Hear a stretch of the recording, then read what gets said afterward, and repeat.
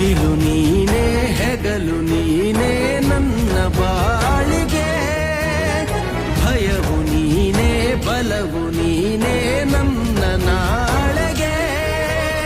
ಕಾಯುವೆ ನೀ ನೀಡುವೆ ನಾ ಬೇಡುವೆ,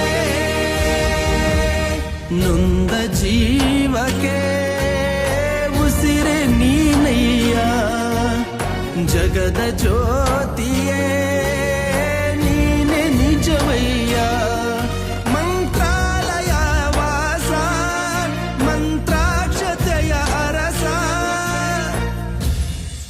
ಗುರು ರಾಘವೇಂದ್ರ